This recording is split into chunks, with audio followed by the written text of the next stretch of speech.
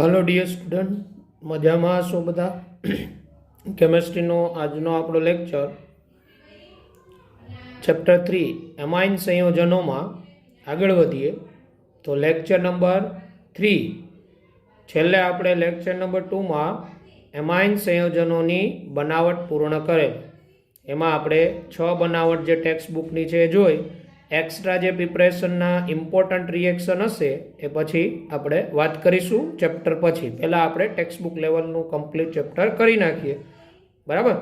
तो हवे कोयडो 13.2 आ मुजब नीचे दर्शावेला परिवर्तनों माटे रासायणिक समीकरण लखो। आपने अहींया आपेलुं छे फर्स्ट CH3CH2Cl, एमांथी आपणे बनाववानुं छे CH3CH2CH2NH2। तो तमे जोई शको क्लोरोइथेन मांथी तमारे प्रोपेन 1 एमाइन बनाववानुं छे। तो विद्यार्थी मित्रों अहींया ध्यान राखजो, अहींया 2 कार्बन छे, अहींया तमारे 3 कार्बन वाळो अमाइन बनाववानो छे। तो आपणे नाइट्राइलना रिडक्शनमां भणी गया था अमाइन श्रेणी चढ़ता क्रम में वधारवा माटे उपयोगी। तो क्लोरोइथेन मांथी आपणे साइनाइड बनावी नाखवानुं CN। अहींया Cl नुं विस्थापन CN वडे करवुं होय तो क्लोरोइथेननी इथेनोलीय NaCN साथे प्रक्रिया करवी पड़े, NaCN। એટલે આ Cl નું વિસ્થાપન Cn વડે થાય એટલે માઇનસ NaCl એટલે આ બને CH3CH2Cn જેને કહેવાય પ્રોપેન નાઇટ્રાઇલ। હવે આ પ્રોપેન નાઇટ્રાઇલનું રિડક્શન કરવાનું। તો પ્રોપેન નાઇટ્રાઇલનું રિડક્શન કરો તો આપને ખબર છે આ Cn ના રિડક્શનથી પ્રાથમિક એમાઇન બને એટલે CH3CH2CH2NH2 પ્રોપેન 1 એમાઇન। તો આ રીતે જ્યારે આપણે હેલો આલ્કેનમાંથી એક વધુ કાર્બનવાળો અમાઇન બનાવવો હોય ત્યારે મગજમાં બેસાડી દેવાનું, પહેલાં CN દાખલ કરો અને પછી રિડક્શન કરો। ઓકે, ત્યારબાદનું છે C6H5CH2Cl માંથી C6H5CH2CH2NH2 એટલે આ છે બેન્ઝાઇલ ક્લોરાઇડ। બેન્ઝાઇલ ક્લોરાઇડમાંથી એક વધુ કાર્બનવાળો જો અમાઇન બનાવ્યો 1 2 આને કહેવાય 2 ફિનાઇલ ઇથેનેમાઇન, 2 ફિનાઇલ ઇથેનેમાઇન।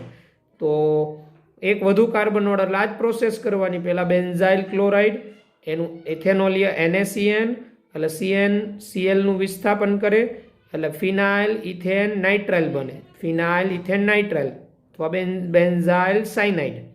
હવે આનું રિડક્શન ધાતુ H2 વડે, તો Cn નું ધાતુ H2 વડે રિડક્શનથી CH2NH2 થાય।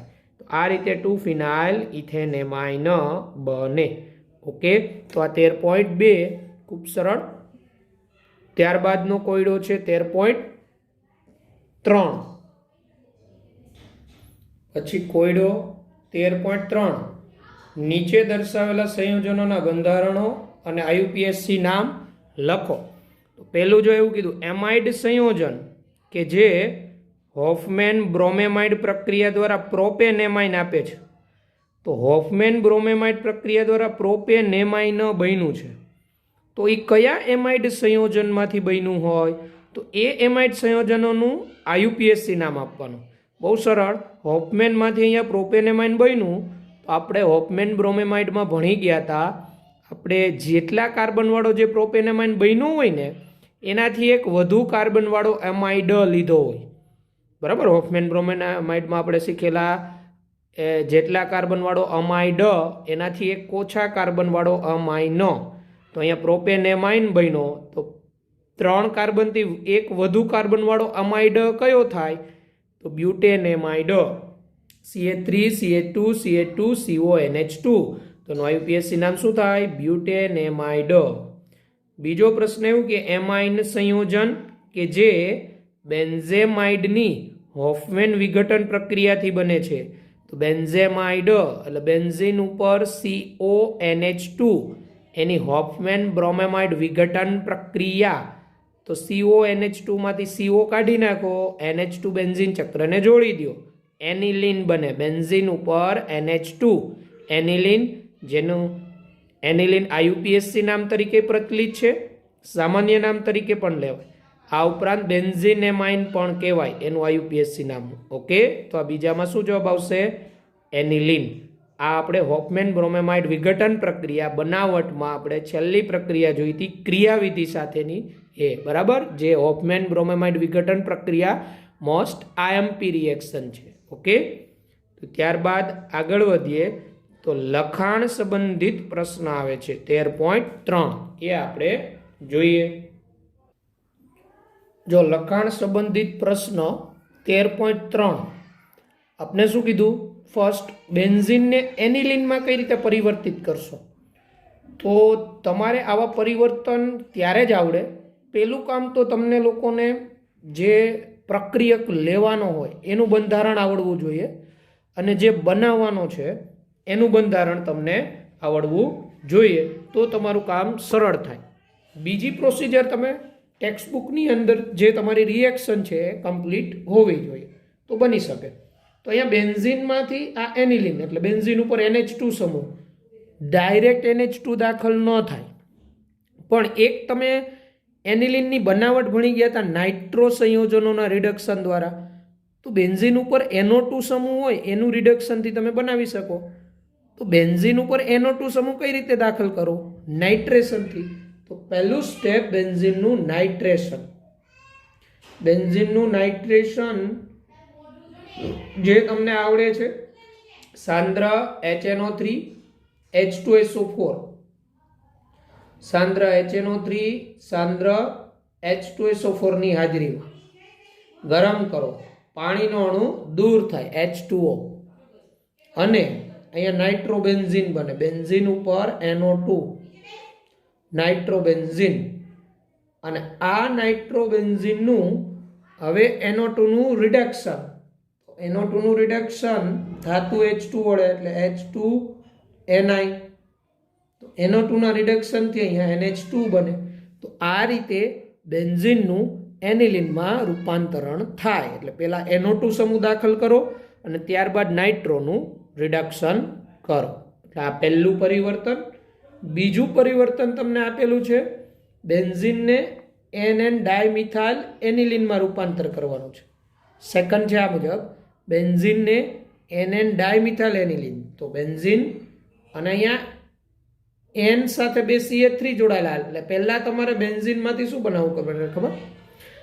પહેલા તમારે બેન્ઝીનનું આ જ રીતે નાઇટ્રેશન એનિલિન બનાવો અને પછી એનિલિનનું આલ્કાઇલેશન કરવું પડે.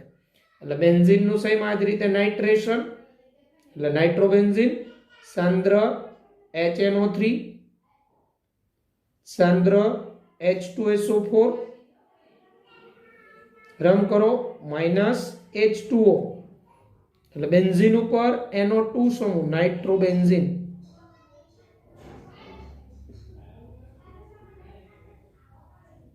નાઇટ્રોબેન્ઝીન બને. હવે નાઇટ્રોબેન્ઝીનમાંથી એનિલિન બનાવો આ જ રીતે રિડક્શન કરી. આનું રિડક્શન ધાતુ H2, આના રિડક્શનથી NO2 નું રૂપાંતરણ શેમાં થાય? NH2 માં. હવે આલ્કાઇલ સમૂહ દાખલ કરવાનું છે, તો એનિલિનનું શું કરવું પડે? આલ્કાઇલેશન. તો આનું આલ્કાઇલેશન તો 2 મોલ ક્લોરોઇથેન લેવા પડે, ક્લોરોમિથેન 2CH3Cl -2HCl. અહીંયા આપને ખબર હોય તો નાઇટ્રોજન પાસે લોન પેર હોય અને આ કાર્બન આંશિક ધન હોય CH3 નો, તો અહીંથી આ લોન પેર આ CH3 ને આપે, Cl દૂર થાય એટલે એક દાખલ થાય, પાછું આલ્કાઇલેશન થાય, બીજો દાખલ થાય. તો આને કહેવાય NN ડાયમિથાઇલ એનિલિન. આ રીતે બેન્ઝીનમાંથી NN ડાયમિથાઇલ એનિલિન બને. ઓકે, તો આ સેકન્ડ પરિવર્તન હતું. પછી લખાણ સંબંધિત પ્રશ્નમાં 3rd નંબરનું પરિવર્તન જોઈએ. ત્યારબાદ તમારે અહીંયા આપેલું છે તમને 1,4-ડાયક્લોરોબ્યુટેન છે. CH2 4 Cl એટલે છેડાના બંને CH2 સાથે Cl હોય, જેને 1,4-ડાયક્લોરોબ્યુટેન કહેવાય. 1,4-ડાયક્લોરોબ્યુટેનમાંથી એને હેક્ઝેન 1,6 ડાયમાઇનમાં કન્વર્ટ કરવાનું છે. તો અહીંયા પણ એવું થયું, અહીંયા 4 કાર્બન છે, તમારે અહીંયા 6 કાર્બન વાળામાં કન્વર્ટ કરવાનું. તો એનો અર્થ એવો થાય 2 કાર્બન વધારવા પડે. તો આવી રીતે હેલો આલ્કેનમાંથી આપણે અમાઇન બનાવવાનું હોય અને વધુ કાર્બનવાળું બનાવવાનું હોય તો પહેલાં એને સાયનાઇડમાં કન્વર્ટ કરો. એટલે આપણે અહીંયા પહેલાં બંને સીએલના સ્થાને CN દાખલ કરવો પડે. એટલે આનું આપણે 2 મોલ NaCN સાથે 2NaCN ઇથેનોલિય 2 મોલ NaCN -2 NaCN. એટલે હવે અહીંયા જ્યાં જ્યાં Cl છે ત્યાં CN આવી જાય. CN CH2 CH2 CH2 CH2 CN થઈ ગયા 6 કાર્બન. હવે CN નું રૂપાંતરણ શેમાં કરવાનું? NH2 માં. તો CN નું રૂપાંતરણ NH2 માં કરવું હોય તો નાઇટ્રાઇલ નું રિડક્શન, આ નાઇટ્રાઇલ નું રિડક્શન H2 નિકલ ઉદ્દીપકની હાજરીમાં રિડક્શન કરો તો આ બંને CN નું રૂપાંતરણ આ CH2 NH2 થઈ જાય. તો આ બેનું હેક્ઝેન 1,6 ડાયએમાઇન. તો આ રીતે આ પરિવર્તન થાય. તો આ હતો આપણો લખાણ સંબંધિત પ્રશ્ન 13.3. એક જ મિનિટ, લખાણ સંબંધ 13.3. વિદ્યાર્થી મિત્રો, હવે આપણે આગળ વધીએ ભૌતિક ગુણધર્મોમાં. તો ભૌતિક ગુણધર્મ હવે તમારે બોર્ડમાં થિયરી સ્વરૂપે આવવાના નથી, પણ નીટના પોઈન્ટ ઓફ વ્યૂ આપને ભૌતિક ગુણધર્મનો કન્સેપ્ટ ખબર હોવી જોઈએ. ઓર્ગેનિક કેમેસ્ટ્રીમાંથી ભૌતિક ગુણધર્મ જ્યાં જ્યાં આવે એ કોઈ બોર્ડમાં થિયરી સ્વરૂપે નથી પૂછાવાના. એટલે આ ભૌતિક ગુણધર્મ હું અહીંયા તમને સમજાવું છું, તમારે વાંચીને સમજવાના અને એને રિલેટેડ MCQ આવે તો એ આપને આવડવા જોઈએ. ઓકે, તો પછી અમાઇન સંયોજનોના ભૌતિક ગુણધર્મો જે ફક્ત MCQના પોઈન્ટ ઓફ વ્યૂ બોર્ડમાં ક્યાંય પૂછાવાના નથી. ઓકે, તો સમજતા જઈએ. નિમ્નતર એલિફેટિક એમાઇન સંયોજનો માછલી જેવી વાસવાળા વાયુઓ છે. નિમ્નતર એલિફેટિક એમાઇન સંયોજનો એટલે ટૂંકી શૃંખલાવાળા. મિથાઇલ એમાઇન, ઇથાઇલ એમાઇન આ વાયુઓ છે. પ્રાથમિક એમાઇન સંયોજનો 3 કે તેથી વધુ કાર્બન પરમાણુઓ ધરાવતા પ્રવાહી છે. Propane amine, butane amine, pentane amine, hexane amine આ બધા પ્રવાહી છે. અને તેનાથી ઉચ્ચતર એમાઇન સંયોજનો ઘન હોય છે. બરાબર, એટલે આ એની અવસ્થાની વાત થઈ. સામાન્ય રીતે એનિલિન અને અન્ય એરાઇલ એમાઇન સંયોજનો રંગવિહીન હોય છે. એનિલિન અને અન્ય એરાઇલ સંયોજનો, બરાબર, એરોમેટિક. પરંતુ સંગ્રહ દરમિયાન વાતાવરણીય ઓક્સિડેશનને કારણે તે રંગીન બને છે. એટલે એનિલિન છે એ હવામાં કેમ ખુલ્લો રહે તો એનું ઓક્સિડેશન થઈ જાય ને ઘેરા લાલ રંગનો બની જાય. આમ રંગવિહીન હોય પણ ઓક્સિડેશનને કારણે એ ઘેરા લાલ રંગનો બને. ઓકે, ત્યારબાદની વાત છે એની દ્રાવ્યતા. દ્રાવ્યતામાં એવું, નિમ્નતર એલિફેટિક એમાઇન સંયોજનો પાણીમાં દ્રાવ્ય હોય. નિમ્નતર એટલે ટૂંકી શૃંખલાવાળા, મિથેન એમાઇન, ઇથેન એમાઇન વગેરે, કારણ કે તેઓ પાણીના અણુઓ સાથે હાઇડ્રોજન બંધ બનાવે છે. નાઇટ્રોજન પાસેનું લોન પેર અને પાણીના H2O નું આંશિક ધન હાઇડ્રોજન, એવી જ રીતે પાણીના ઓક્સિજનનું લોન પેર અને અમાઇન સંયોજનોનો હાઇડ્રોજન વચ્ચે હાઇડ્રોજન બંધ બને, પાણીમાં દ્રાવ્ય થાય. પણ એ અગત્યનું, જો કે એમાઇન સંયોજનોમાં જળ વિરાગી આલ્કાઇલ ભાગનું કદ વધવાને કારણે મોલર દળ વધે, દ્રાવ્યતા ઘટે. આ કન્સેપ્ટ બધામાં કોમન આવ્યો. જેમ જેમ આલ્કાઇલ શૃંખલા વધતી જાય એમ મોલર દળ વધતું જાય, હાઇડ્રોજન બંધ બનાવવાની ક્ષમતા ઘટતી જાય, પાણીમાં દ્રાવ્યતા ઘટ. જેમ કે મિથેન એમાઇનની દ્રાવ્યતા ઇથેન એમાઇન કરતાં વધારે, ઇથેન એમાઇનની દ્રાવ્યતા પ્રોપેન એમાઇન કરતાં વધારે, પ્રોપેન એમાઇનની દ્રાવ્યતા બ્યુટેન એમાઇન કરતાં વધારે. એટલે જેમ જેમ આલ્કાઇલ શૃંખલા મોટી થાય એ જળ વિરાગી હોય, એટલે જળ પ્રત્યેને આકર્ષણ ન હોય, કારણ કે આલ્કાઇલ શૃંખલા અધ્રુવીય છે. પાણી સાથે હાઇડ્રોજન બંધ બનવાની ક્ષમતા ઘટતી જાય, દ્રાવ્યતા ઘટતી જાય. હવે આવી જ રીતે પ્રાથમિક, દ્વિતીયક અને તૃતીયક એમાઇન હોય, સમઘટકીય. તો એમાં પાણીમાં દ્રાવ્યતા કોની વધુ હશે વિચારો જી. તો પ્રાથમિક એમાઇનમાં NH2, દ્વિતીયક એમાઇનમાં NH અને તૃતીયક એમાઇનમાં N હોય. તો હાઇડ્રોજન બંધ બનાવવાની ક્ષમતા કોની વધુ હોય? પ્રાથમિક એમાઇનની, કારણ કે એમાં નાઇટ્રોજન પાસે 2 હાઇડ્રોજન હોય એટલે પાણીના અણુ સાથે હાઇડ્રોજન બંધ બનાવવાની ક્ષમતા એની વધુ. એટલે સમઘટકીય એમાઇન હોય ને એમાં દ્રાવ્યતા પ્રાથમિક ગ્રેટર ધેન દ્વિતીયક ગ્રેટર ધેન તૃતીયક સમઘટકીયમાં. ઓકે, ત્યારબાદ આમાં આગળ વધીએ તો ઉચ્ચતર એમાઇન સંયોજનો અનિવાર્ય રીતે પાણીમાં અદ્રાવ્ય હોય. ઉચ્ચતર એમાઇન સંયોજનો એટલે લાંબી શૃંખલાવાળા એમાઇન સંયોજનો અદ્રાવ્ય, કારણ મેં કીધું. એમાઇન સંયોજનોમાં નાઇટ્રોજન અને આલ્કોહોલ સંયોજનોમાં ઓક્સિજનની વિદ્યુત ઋણતા અનુક્રમે 3 અને 3.5. નાઇટ્રોજનની વિદ્યુત ઋણતા 3 છે, ઓક્સિજનની વિદ્યુત ઋણતા 3.5 છે. તો વિચારીએ તો એમાઇન સંયોજનો અને આલ્કાઇલ સંયોજનોની પાણીમાં દ્રાવ્યતાની ભાતનું અનુમાન કરી શકો તમે? એવો પ્રશ્ન પૂછ્યો. તો બ્યુટેન 1 ઓલ હોય અને બ્યુટેન 1 એમાઇન હોય તો કોની દ્રાવ્યતા વધુ હશે? તો ઓક્સિજનની વિદ્યુત ઋણતા વધારે એટલે એની હાઇડ્રોજન બંધ બનાવવાની વૃત્તિ વધુ હોય નાઇટ્રોજન કરતાં. આમ આલ્કોહોલ હોય બ્યુટેન 1 ઓલ એ બ્યુટેન 1 એમાઇન કરતાં વધુ દ્રાવ્ય હોય. એટલે મેં અહીંયા તમને જવાબ કહી દીધો. શા માટે પૂછ્યું છે તેનું કારણ, ઓક્સિજનની વિદ્યુત ઋણતા વધુ, એની હાઇડ્રોજન બંધ બનાવવાની વૃત્તિ વધુ, પરિણામે દ્રાવ્યતા વધુ. પછી એમાઇન સંયોજનો કાર્બનિક દ્રાવકો જેવા કે આલ્કોહોલ, ઈથર અને બેન્ઝીનમાં દ્રાવ્ય હોય. બરાબર, એમાઇન સંયોજનો આ બધામાં દ્રાવ્ય હોય.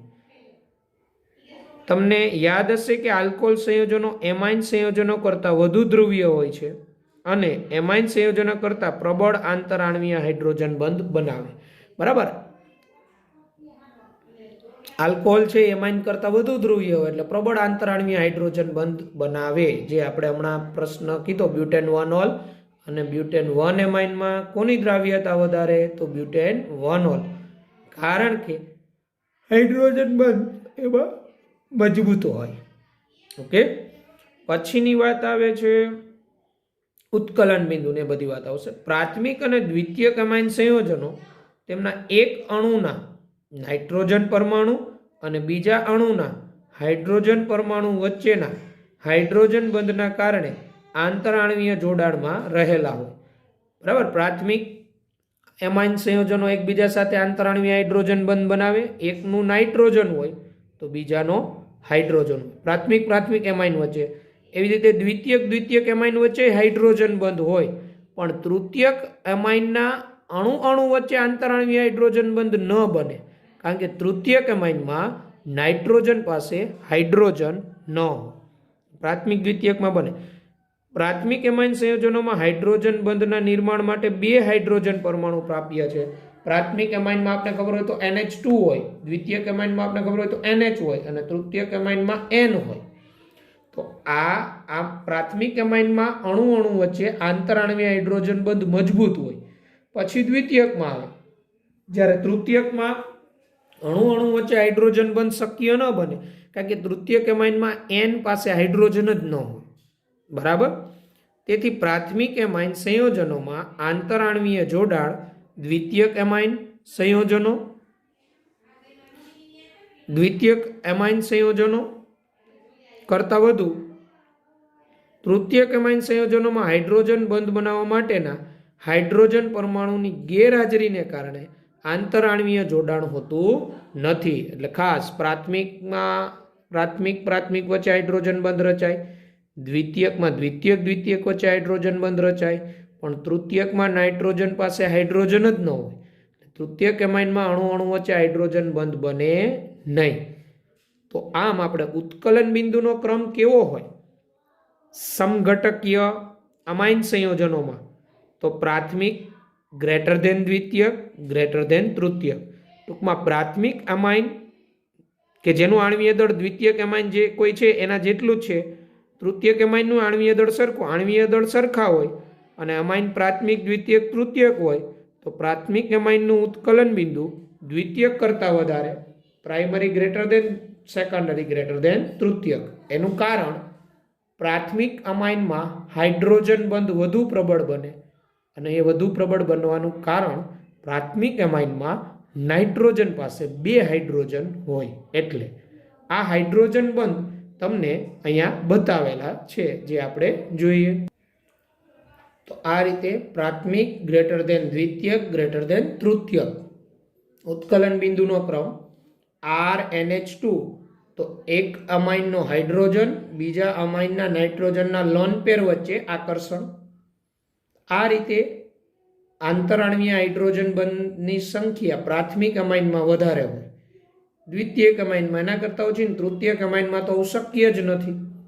આમ સમઘટકીય અમાઇન હોય તો એમાં ઉત્કલન બિંદુ પ્રાથમિક ગ્રેટર દેન દ્વિતીયક ગ્રેટર દેન તૃતીયક. તો ભૌતિક ગુણધર્મોમાંથી દ્રાવ્યતાનો યોગ્ય ક્રમ કયો, ઉત્કલન બિંદુનો યોગ્ય ક્રમ કયો, આવા બધા MCQ છે એ ઇમ્પોર્ટન્ટમાં આવે. એટલે નીટના પોઈન્ટ ઓફ વ્યૂ આપને આ અમાઇન સંયોજનોના ભૌતિક ગુણધર્મનો કોન્સેપ્ટ આપને આવડવો જોઈએ. ઓકે, જો ત્યારબાદ એમાઇન સંયોજનો ના રાસાયણિક પ્રક્રિયાઓ આવે છે એ આપણે. તો એમાઇન સંયોજનોની રાસાયણિક પ્રક્રિયાઓ, તો શા માટે એમાઇન સંયોજનો રાસાયણિક પ્રક્રિયાઓ આપતા હોય એનું રીઝન શું છે, કયા કયા પેરામીટર કે જેની રાસાયણિક પ્રક્રિયા માટે જવાબદાર છે. તો સમજતા જઈએ. નાઇટ્રોજન અને હાઇડ્રોજન પરમાણુઓ વચ્ચે વિદ્યુત ઋણતાનો તફાવત અને નાઇટ્રોજન પરમાણુ પર અબંધકારક ઇલેક્ટ્રોન યુગ્મની હાજરી એમાઇન સંયોજનોને પ્રતિક્રિયાત્મક બનાવે છે. એટલે એવું કહેવા માંગે કે N અને H વચ્ચે વિદ્યુત ઋણતાનો તફાવત છે, એટલે NH બંધ ધ્રુવીય હોય અને નાઇટ્રોજન ઉપર અબંધકારક ઇલેક્ટ્રોન યુગ્મ લોન પેર હોય, જે એમાઇન સંયોજનોને પ્રતિક્રિયાત્મક બનાવે છે. એટલે એમાઇનનો નાઇટ્રોજન જે હોય એ એસિડિક હાઇડ્રોજન હોય, બરાબર. એટલે પ્રતિક્રિયાત્મક બનાવવાનું કારણ આ છે. હવે N પરમાણુ સાથે જોડાયેલ હાઇડ્રોજન પરમાણુઓની સંખ્યા એમાઇન સંયોજનોની પ્રક્રિયાનો માર્ગ નક્કી કરે છે. એટલે નાઇટ્રોજન પરમાણુ સાથે કેટલા હાઇડ્રોજન પરમાણુ જોડાયેલા છે એને આધારે જે તે એમાઇનનો પ્રક્રિયાનો માર્ગ નક્કી થાય. જેમ કે પ્રાથમિક એમાઇન તો 2 હાઇડ્રોજન હોય, દ્વિતીયક એમાઇન 1 હાઇડ્રોજન હોય, તૃતીયક એમાઇન હાઇડ્રોજન હોય જ નહીં. આમ આ હાઇડ્રોજનની સંખ્યા જુદી પડે. આમ એમાઇન સંયોજનોની રાસાયણિક પ્રક્રિયાઓ પણ ઘણી જુદી છે, પ્રાથમિક, દ્વિતીયક, તૃતીયક.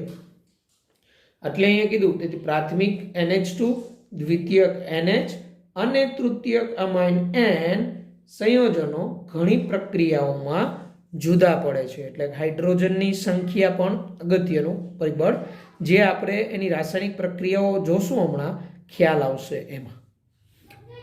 આ ઉપરાંત અમાઇન સંયોજનોમાં N પર અબંધકારક ઇલેક્ટ્રોન યુગ્મની હાજરીના કારણે કેન્દ્રાનુરાગી પ્રક્રિયક તરીકે વર્તે.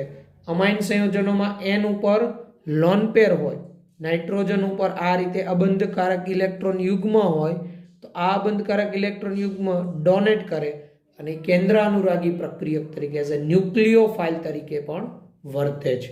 તો હવે આપણે એની રાસાયણિક પ્રક્રિયાઓ સ્ટાર્ટ કરીએ તો પહેલાં અમાઇનની બેઝિક લાક્ષણિકતાઓ છે. શા માટે અમાઇન બેઝિક લાક્ષણિકતા ધરાવે એ આપણે સમજવાનું છે. એ જુદા જુદા આપણે પ્રશ્ન સ્વરૂપે સમજતા જઈએ. અમાઇન સંયોજનો બેઝિક લાક્ષણિકતા શા માટે ધરાવે છે? ક્વેશ્ચનમાં સમજાવી KB અને PKB ના મૂલ્યો સાથે બેઝિકતાનો સંબંધ સમજાવો. શા માટે બેઝિક લાક્ષણિકતા ધરાવે છે એ સમજવાનું છે અને એના PKB ના મૂલ્યો સાથે બેઝિકતાનો શું સંબંધ છે એ સમજવાનું છે. તો અમાઇન સંયોજનોના બેઝિક ગુણધર્મો આ નીચે મુજબ છે, સમજીએ. અમાઇન સંયોજનોમાં નાઇટ્રોજન પર અબંધકારક ઇલેક્ટ્રોન યુગ્મ ને કારણે અમાઇન સંયોજનો લુઈસ બેઝ તરીકે વર્તે છે. આપણે બધાને ખબર છે નાઇટ્રોજન પર લોન પેર હોય. આ અમાઇન સંયોજનોમાં અહીંયા એન પર લોન પેર હોય. આ લોન પેર કોઈને આપે એટલે પોતે લુઈસ બેઝ તરીકે વર્તે છે. અમાઇન સંયોજનો બેઝિક ગુણધર્મ ધરાવતા હોવાને કારણે તેઓ એસિડ સાથે પ્રક્રિયા કરી ક્ષાર બનાવે છે. અમાઇન છે એ એસિડ સાથે પ્રક્રિયા કરી ક્ષાર બનાવે. પોતે બેઝિક છે તો એસિડ સાથે એ ક્ષાર બનાવે. આ રીતે જો અમાઇનમાં આ નાઇટ્રોજન પાસે લોન પેર તો આ HX નો H+ મેળવે અને આ રીતે એ સોલ્ટ બનાવે. RNH3 plus X minus plus RNH3 plus X minus આ પ્રકારનો ક્ષાર બનાવે, એમોનિયમ ક્ષાર. એવી જ રીતે આ એનિલીન, આ એસિડનો H પ્લસ આ નાઇટ્રોજન આ H+ મેળવે અને આ પ્રકારે એનિલિનિયમ ક્લોરાઇડ બનાવે. NH3 plus Cl minus NH3 plus Cl minus anilinium chloride. એટલે બેઝિક ગુણધર્મ હોય એટલે તેઓ એસિડ સાથે પ્રક્રિયા કરી આ રીતે સોલ્ટ બનાવે. નાઇટ્રોજન છે લોન પેર આ H+ મેળવી લે, એક્સેપ્ટ કરે. બરાબર. તો પછી આગળ વધીએ. હવે આ જે એમાઇન ક્ષારો છે, આપણે જે એમાઇન ક્ષારો જોયા, આ એમાઇન ક્ષારો પાણીમાં દ્રાવ્ય હોય કારણ કે એમાં આ રીતે જો આયન જનરેટ થયો, પોઝિટિવ નેગેટિવ. પરંતુ ઈથર જેવા કાર્બનિક અને અધ્રુવીય દ્રાવકોમાં અદ્રાવ્ય હોય. ઈથર, બીજા અન્ય અધ્રુવીય દ્રાવકો કાર્બન ટેટ્રાક્લોરાઇડ, બેન્ઝીન વગેરેમાં અદ્રાવ્ય હોય. આ બધા અધ્રુવીય દ્રાવકોમાં આવા જે આયનવાળા હોય ને એ બધા અદ્રાવ્ય હોય. આવા ધન ને ઋણ આયન ધરાવતા હોય ને પાણીમાં દ્રાવ્ય હોય. કારણ કે પાણીમાં આંશિક ધન હાઇડ્રોજન, આંશિક ઋણ ઓક્સિજન હોય. તો આંશિક ઋણ ઓક્સિજન ઋણ આના પોઝિટિવને ખેંચી જાય અને પાણીમાં જે ધન હોય એ આ નેગેટિવને ખેંચી જાય. આમ એને દ્રાવ્ય કરે. આ ઉપરાંત આ જે અમાઇન ક્ષારો છે જે આપણે આ જોયા, આ અમાઇન ક્ષારો RNH3 પ્લસ X માઇનસ એ NaOH જેવા બેઝ સાથે પ્રક્રિયા કરતા મૂળભૂત એમાઇન સંયોજનો પુનઃપ્રાપ્ય થાય. આ RNH3 પ્લસ X આની પ્રબળ બેઝ NaOH સાથે પ્રક્રિયા કરીએ NaOH સાથે તો આ OH માઇનસ આમાંથી H+ મેળવી લે અને H2O બનાવે અને આપણો મૂળભૂત અમાઇન RNH2 પાછો આપે. આ રીતે આ RNH3 પ્લસ X માઇનસ પ્રબળ બેઝમાં OH માઇનસ પ્રબળ બેઝ હોય, આમાંથી H+ મેળવી લે, H2O દૂર થાય પ્લસ RNH2 પાછો આપને મળી જાય. એટલે એમાઇન ક્ષારોની NaOH સાથે પ્રક્રિયાથી ફરીથી આપણો મૂળભૂત અમાઇન બને. તો આ પ્રક્રિયા આપને ઉપયોગી છે. કઈ રીતે આ પ્રક્રિયા આપને ઉપયોગી તો એ સમજીએ. તો આ પ્રક્રિયા પાણીમાં અદ્રાવ્ય બેઝિક ન હોય તેવા કાર્બનિક સંયોજનોમાંથી એમાઇન સંયોજનોને અલગ કરવાનો આધાર છે. એટલે પાણીમાં અદ્રાવ્ય બેઝિક ન હોય, બરાબર, એટલે પાણીમાં અદ્રાવ્ય અને બેઝિક ન હોય એવા કાર્બનિક સંયોજનોમાંથી એમાઇન સંયોજનોને અલગ કરવાનો આધાર. કઈ રીતે તો એમાઇન સંયોજન પાણીમાં અદ્રાવ્ય અને બેઝિક ન હોય એવા કાર્બનિક સંયોજનો સાથે મિશ્ર હોય તો શું કરવાનું? એમાઇન સંયોજનોમાંથી ક્ષાર બનાવી નાખો, બરાબર, મિશ્રણમાં. એટલે એમાઇન હશે એ સોલ્ટ બની જશે અને પછી બેઝ ઉમેરશો તો એ જે એમોનિયમ ક્ષાર છે એ પાણીમાં દ્રાવ્ય થઈ જશે, જ્યારે બાકીના કાર્બનિક સંયોજનો તો અદ્રાવ્ય રહેશે. તો આનો ક્ષાર પાણીમાં દ્રાવ્ય થયો, હવે એમાં પ્રબળ બેઝ ઉમેરો એટલે તમારો પ્રાથમિક એમાઇન પાછો મળી જાય. આ રીતે એમાઇન સંયોજનોનો અલગ કરવા માટે પણ આ પ્રક્રિયાથી આપણે કરી શકાય, ઉપયોગી થાય. ઓકે, પછી આપણે આગળ વધીએ. અમાઇન સંયોજનોની ખનિજ એસિડ સંયોજનો સાથેની પ્રક્રિયા એમોનિયમ ક્ષાર બનાવે છે. જે દર્શાવે છે કે એમાઇન સંયોજનો સ્વભાવે બેઝિક છે. ખનિજ એસિડ એટલે HCl, H2SO4 આવા એસિડ હોય. અમાઇન સંયોજનો શું કરે? એમાંથી H+ મેળવી સોલ્ટ બનાવી નાખે. તો અમાઇન સંયોજનો પ્રોટોન એક્સેપ્ટ કર્યો, H+ મેળવો, બરાબર, તો એનો બેઝિક સ્વભાવ સૂચવે છે. બરાબર, બેઝિક સ્વભાવ છે એવું દર્શાવે છે. આ એમાઇન સંયોજનોના બેઝિક લક્ષણ નીચે સમજાવ્યા મુજબ તેઓના Kb અને pKb ના મૂલ્ય દ્વારા વધુ સારી રીતે સમજાવી શકાય. એટલે આપણે એમાઇન સંયોજનો આપેલા હોય અને એના Kb pKb ના મૂલ્ય આપેલા હોય તો એને આધારે આપણે એની બેઝિક પ્રબળતા સારી રીતે સમજાવી શકીએ. આ Kb pKb ના મૂલ્ય પ્રાયોગિક રીતે આપણે મળેલા હોય અને એના પરથી જ આપણે અમાઇનમાં બેઝિકતા કોની વધુ કોની ઓછી નક્કી કરીએ. અને આવું વધઘટ થવાનું કારણ શું હોય તો એના પરિબળો પણ આપણે સમજીશું. પહેલા આપણે Kb કઈ રીતે મેળવાય એ શીખીએ. વિદ્યાર્થી મિત્રો, આપણે કાર્બોક્સિલિક એસિડમાં Ka મેળવો તો એસિડનો જેવી રીતે Ka હોય વિયોજન અચળાંક, એવી જ રીતે બેઝનો હોય એને Kb કહેવાય. મેળવવાની પદ્ધતિ તો એ જ એક પ્રકારનો એનો સંતુલન અચળાંક જ છે. સમજીએ. આ RNH2 એને તમે પાણીમાં નાખો તો પાણીમાંથી આ શું મેળવી લે? H+ મેળવી પોતે શું બને? RNH3+, OH-. આ આયન છૂટા પડે. આ NH2 માંથી H+ મેળવે એટલે RNH3+ OH-. હવે આનું સંતુલન અચળાંક જેને કે ઇક્વિલિબ્રિયમ કે કહીએ તો સંતુલન અચળાંક શું હોય કોઈ પરનો? તો આ નિપજની સાંદ્રતાનો ગુણાકાર એટલે RNH3+ ની સાંદ્રતા ઇન્ટુ OH- ની સાંદ્રતા ડિવાઇડેડ બાય આ પ્રક્રિયકની સાંદ્રતા એટલે RNH2 ની સાંદ્રતા ઇન્ટુ H2O ની સાંદ્રતા. પરંતુ આ H2O ની સાંદ્રતા ખૂબ જ વધુ હોય, જે પ્રક્રિયા દરમિયાન લગભગ નહિવત એવો જ ફેરફાર થાય, એટલે આની સાંદ્રતાને અચળ ગણીએ, જેનો સમાવેશ આ અચળાંકમાં થાય. એટલે K ઇન્ટુ H2O ની સાંદ્રતા ઇક્વલ ટુ RNH3+ ની સાંદ્રતા ઇન્ટુ OH- ની સાંદ્રતા ડિવાઇડેડ બાય RNH2 ની સાંદ્રતા. આ પ્રકારનું સમીકરણ થાય. હવે K ઇન્ટુ આ H2O ની સાંદ્રતા, આના માટે એક નવો અચળાંક આપ્યો જેને Kb કહીએ. Kb બરાબર, જેને બેઝનો વિયોજન અચળાંક કહેવાય, Kb બરાબર આવું સૂત્ર થાય RNH3+ ની સાંદ્રતા ઇન્ટુ OH- ની સાંદ્રતા ડિવાઇડેડ બાય RNH2 ની સાંદ્રતા. તો આ નિર્બળ બેઝ નો વિયોજન અચળાંક Kb નું સૂત્ર થયું.